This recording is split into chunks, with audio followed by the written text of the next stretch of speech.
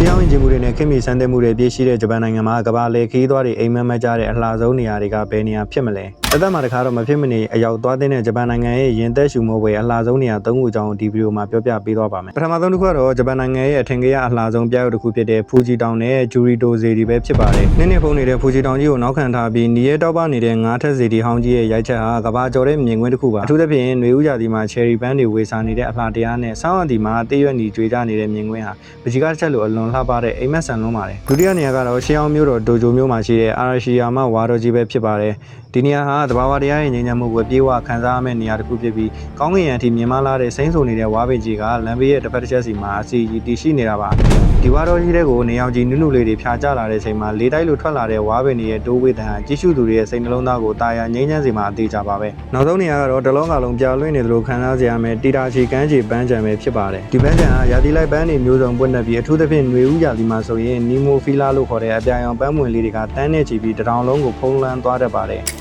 ကောင်းကင်ပြပြကြီးအောင်မှာအဆုံးမရှိကျယ်မျောလှပတဲ့အပြာရောင်ပန်းကင်းကြီးဟာပင်လယ်ပြကြီးတစ်ခုလိုဖြစ်နေပြီးကမ္ဘာပေါ်ကအလားဆုံးပန်းကင်းကြီးတွေကတစ်ခုအဖြစ်သတ်မှတ်ခံထားရပါတယ်။ဒီလိုထူးခြားဆန်းပြပြီးလှပလွန်းတဲ့ရှုခွင်းတွေကြောင့်ပဲဂျပန်နိုင်ငံကမ္ဘာလေခီးသွားတွေရဲ့စိတ်ကူးရင်နိဗ္ဗာန်ဘုံတစ်ခုဖြစ်နေတာပါ။ဗရာသားတို့ဒီအလားဆုံး၃နေရာတွေကဘယ်နေရာကိုသွားကျင်ဆုံးလဲကွန်မန့်မှာပြောပေးသွားခဲ့ပါအောင်။အခုလိုကမ္ဘာအံ့ဩစရာအကောင်ဆုံးခီးသွားဗီဒီယိုတွေကိုအမြဲကြည့်ရဖို့အတွက်ကျွန်တော်ရဲ့ channel လေးကိုလည်း subscribe လုပ်ထားဖို့မမေ့ပါနဲ့။ Thank you ပါ။